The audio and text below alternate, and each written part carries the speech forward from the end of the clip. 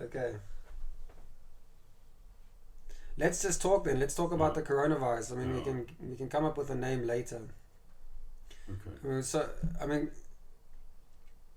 it's definitely a groundbreaking event, coronavirus. That's so we're not even the first ones to be speaking about it. The whole world is obviously speaking about it. But I mean, I've liked a lot of what you've had to say about it in the conversations. I'm actually seeing, they say,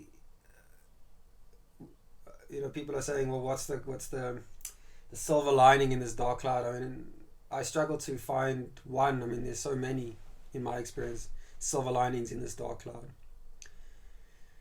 And so what's your overall sense of this current circumstance that we're facing? Well, very early on, it became apparent to me that there were two major benefits to what was happening. The one was that there was a growth of compassion.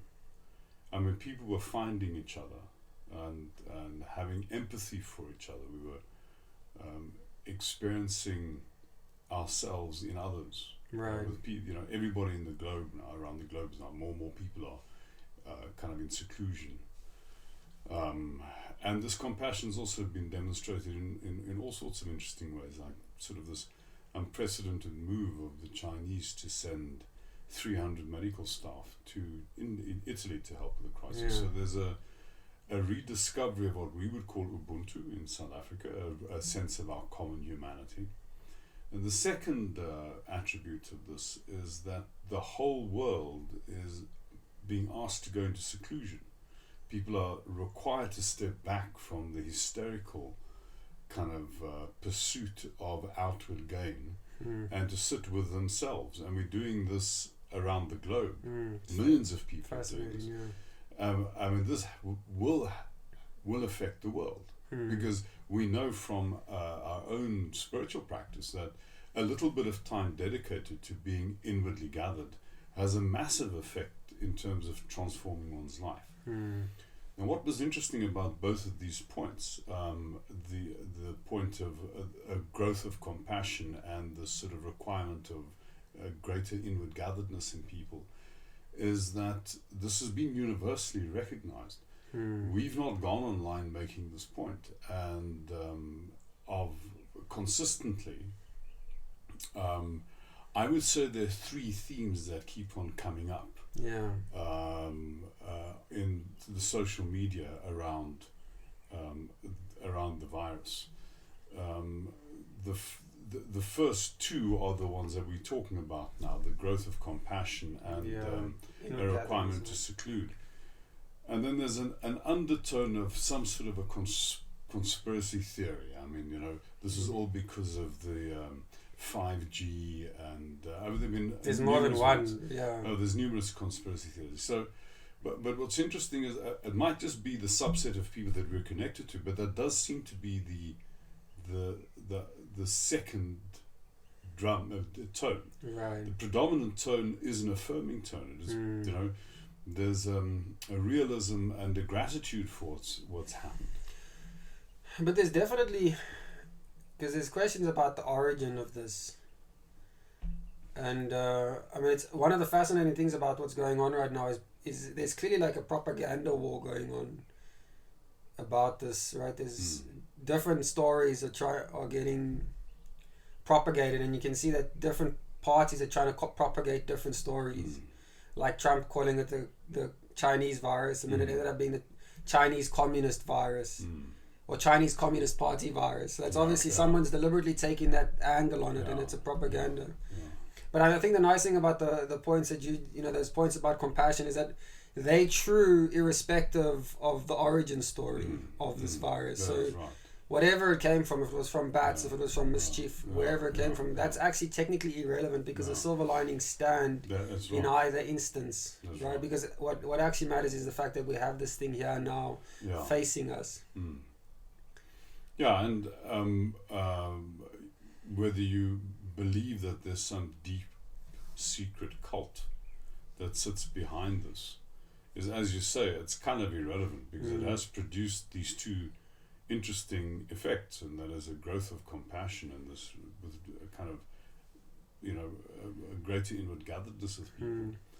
But I honestly think that the all of these conspiracy theories are just not credible. You know, I mean, it's not that this is not the first time we've faced an influenza of pandemic proportions. I mean, it's happened before. It happened in, you know, after the First World War, and it killed off 50 million people around the globe. It also hit very specific target populations. I mean, mercifully this time, it's not the young and the robust that have been killed off. It's kind of people in my generation who, you know, arguably we've had our turn, you know. So it's not such a tragedy if we shuffle on. But so it's just not credible to blame, you know, 5G or, you know, some deep cult. Right. That's like saying that humanity's not known plagues before. Of course we've known plagues before. It's like in our DNA. It's part of our human condition. Yeah, I mean, and one of the things that surprised me about what the response was the financial sector, and in a surprising willingness in the financial sector to kind of find measures to help. I mean, I found that a surprise because it's not something the ordinary discourse on things would assume that's inconsistent with their primary motive, you know. I mean, you were sharing a story with me. Was it you? Remind me. No. Yeah, I forget. What was the story? There's something about banks passing on interest or something like that. It wasn't me. No. Okay. No, but I mean, it is true that I think another benefit of what we're going through now is that the social contract in all societies has to be reevaluated. It's part of the benefit of this growth of compassion. So, for instance, there's a lot of talk coming from the west coast of America with regard to what to do with all of these the 100,000 homeless in California. This is a massive population of people. You know, from one point of view, it's shameless that the wealthiest country in the world has one of its wealthiest states has 100,000 people on the street. Right.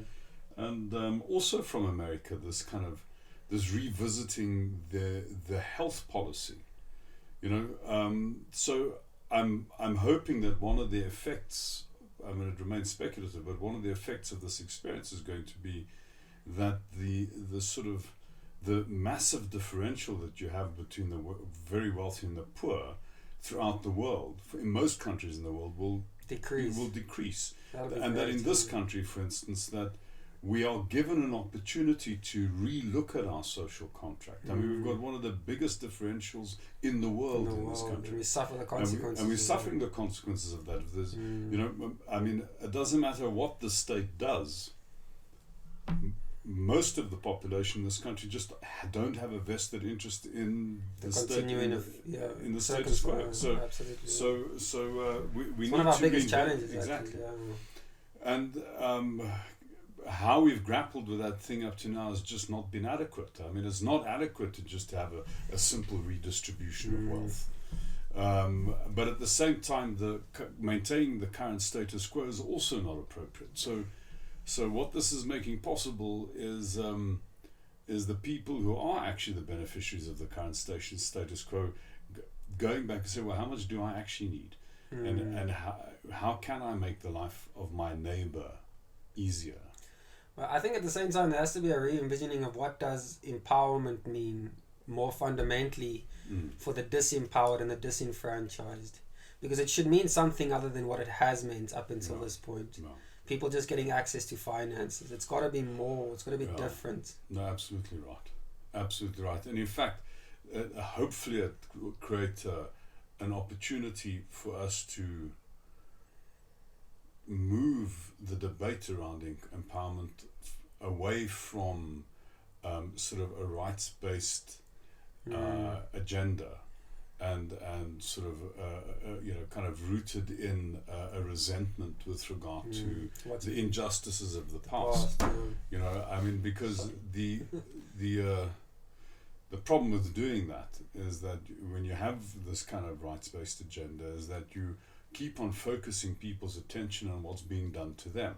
That's fundamentally disempowering, because you only have power over what you give. You don't have any power over what you're getting.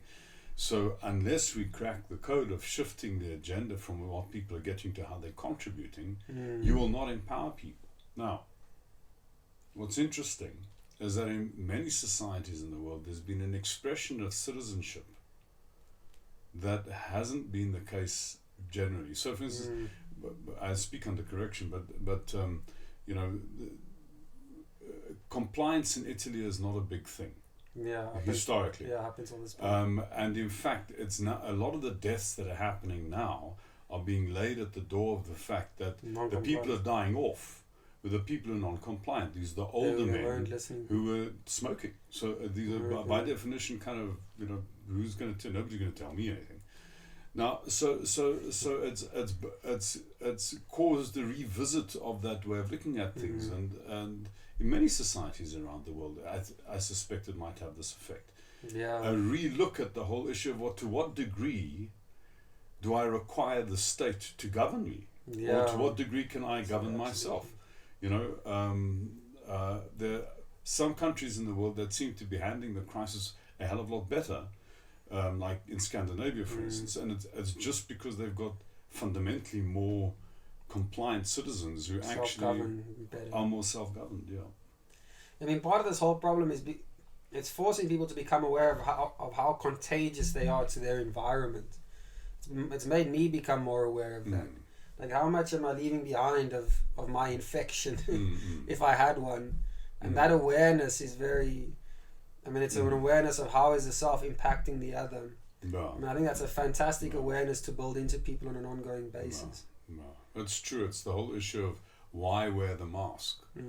Well, people aren't just wearing the mask to protect, to be protected, but to protect others from them. Yeah. Yeah. And it's a key aspect that is entered common consciousness. I've got to protect others from my own contagion. I think that's a fantastic. And another thing that shifted in the discourse is not just citizen discourse, but also state discourse. It was so heartening to hear the noises coming out of the South African government. It was very clearly service-based. Very clearly, whatever they were communicating was driven by, just recently, it's been driven by the agenda of how can we keep our citizens safe? What do we need to do to uplift our citizens? And I feel like that's a very good example that's now being propagated. And it engendered in me the feeling that, you know, I don't have to worry because there's people out there who are genuinely doing their best to protect all of us from this. So I just got to do my bit, but then I don't have to worry past that because, I mean, I can see that they care, right? And they want to keep us all safe. It's one of the first times in a long time that I felt a significant degree of pride for, you know, our governing bodies in our state as a collective, not just the ANC, but as a collective, how they've come together for the most part. That's right. I had this morning, I was included in a WhatsApp group of one of our key clients, big mining client. Right. The group was created by the CEO of the business, and it was very directive. And absolutely concerned with how do we protect our employees. Have they gotten concerned now? Eh? They are very concerned. I mean, you know, so all sorts of things that you wouldn't normally think of. You know, it's a mass. It's a large employer, so mass distribution of washing equipment. You know, they're really dramatically mobilizing the business to try and protect people, not only on the operation, but also in the surrounding community. You know, this is a Sunday morning. I mean, I got the message. The first message came through at about 7:30 this morning. So it's his mind's at it. His mind's at it over the weekend. Yeah, exactly. Yeah. And I don't think he'd be unique. I think there's a No. lot of business leaders that are looking at this problem from this point of view. You know. And I suppose one of the questions in everybody's mind is, well, what's going to remain standing after the shambles? Yeah. How many enterprises are going to survive this? But one of the things is that food hasn't come to, you know, in South Africa we have bumper crops because of the rain we've had. So I mean that's an interesting dynamic when you talk about what's going to come to a standstill, what's going to stop. I mean, I think there's also a question of what's essential. What do we really need to continue functioning? Yeah. Because, I mean, at the end of the day, the entirety of society is just built on human effort. So we can see now, like, I mean, I don't think human effort will stop. And if human effort doesn't stop, then there isn't going to be nothing. There's going to be something. But we'll have to see how human effort gets kind of invested and where it goes. And I think it's definitely going to be invested in new ways. We obviously have to invest it in new ways. Well, hopefully one of the outcomes of this is going to be the insight that effort directed inward, work on the inward, work on the inside is legitimate work. It's one of the things that's really set us apart as a species, as a civilization, is this extreme outwardly focused attention and a real dismissal of the significance of inner work. You know, it's we find this in our work all the time. We're trying to get people to start doing more reflective work, more inner work, sort of meditating or journaling. It's generally considered to be a waste of time. You know, hopefully this will then start indicating to people that inner work is legitimate work. It's not only legitimate work, it really is the work that's Necessary needed. Work, I mean, I think something that's not necessarily been spoken enough about is the problem of mental health in this.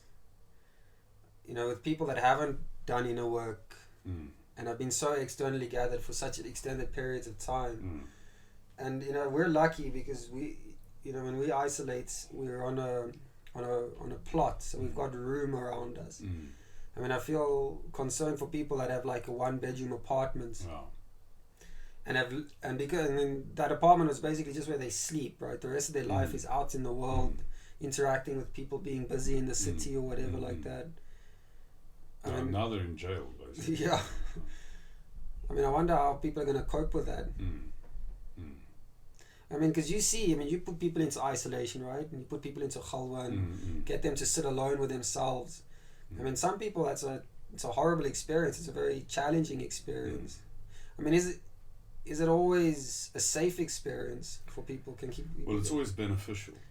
But that's why I think what's happening now is such a blessing.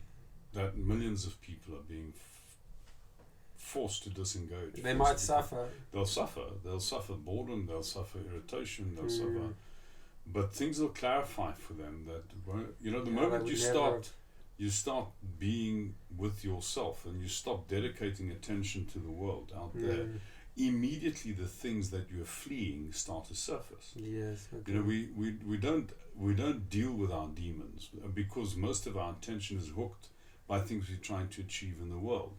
So we don't realize that we're not actually running towards something in most of us. We're actually we're running away from something.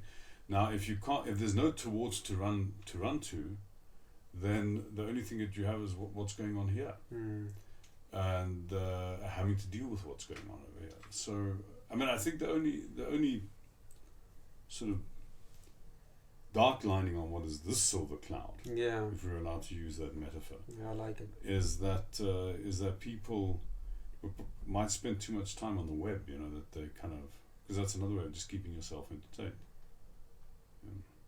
Yeah, that's what I'm doing. Yeah. But one of the interesting things is that there's a dual aspect to this thing. So in a certain sense, I feel like the world is being forced to go local. But in another sense, when they're isolated at home, they're becoming more international because they get more connected. You know, the social, you know, they're more of the attention is going to be invested on the internet, which is a global thing. You know, there's no, There's very few local barriers to what you experience on the internet. I suppose the experience of what's going on around you, but it's the thing that keeps us the most connected. So in a certain sense, we're told, I feel like it's time now to be more local, but at also the same time to be connected to the world around us more, more global. It's like globalization has to change now. It has to become something else. It's still got to be there, but I think it's got to be less about sending our goods over there rather than sharing in a common consciousness. And I mean, I think one of the things that must really, I think tourism, the way in which we travel between nations needs to change. And if you look at how the whole world structures its approach to people coming into the country, they always kind of put a higher emphasis on getting tourists in rather than other, there's less barriers of entry for a tourist than there are for someone who wants to come stay for extended periods of time. And I think that's maybe the wrong way around, because what you're then incentivizing is only flitting into visitations of foreigners into your country, not deeply bedded relationships. Because what level of relationship does a tourist have with a place? You've got a very superficial relationship, just flit in and out. But if you go, you move there, you live there for 3 years, you become part of the place. That's a real... And I feel like that level of travel, that deep connection isn't the problem. The problem is all the superficial, like... So I think as a species, we should move more towards that level of in connection with each other. Like, when you go to a place, don't go for 2 weeks, go for 2 years kind of thing. I don't know if what you think of this. I mean, I don't really have a view of that.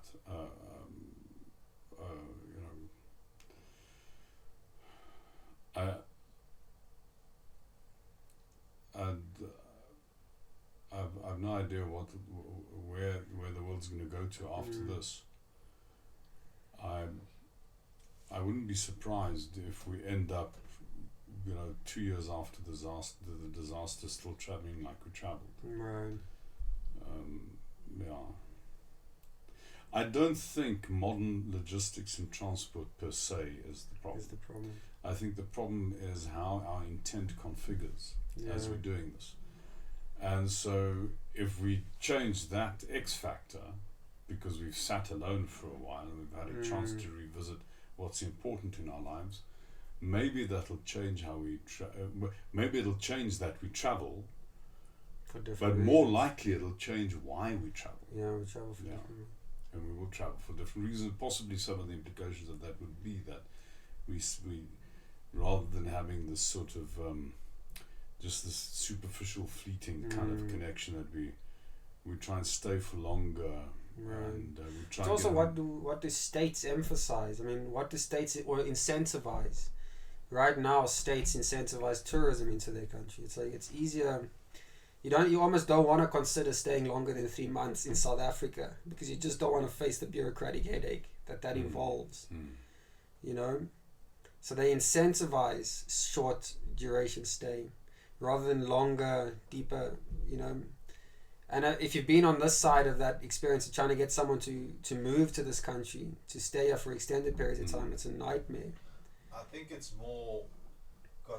got more to do with the fact that given the modern setup of like work and holiday time, it's short duration travel is the main market, and the laws are set up to accommodate that. That market.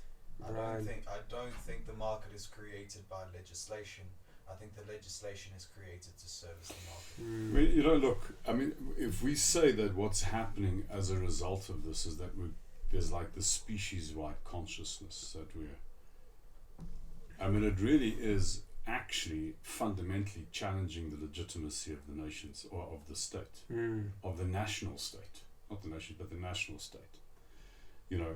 I mean, this thing of borders and passports and things is actually a horrendous injustice. In the Roman Empire, you could travel from Britain to Syria and not face that kind of nonsense if you were a Roman citizen. You had free access. It is one of the advantages of being a Roman citizen. It was not dissimilar in the Ottoman Empire. In fact, the Ottomans encouraged movement between people from different areas in trade and so on, you know.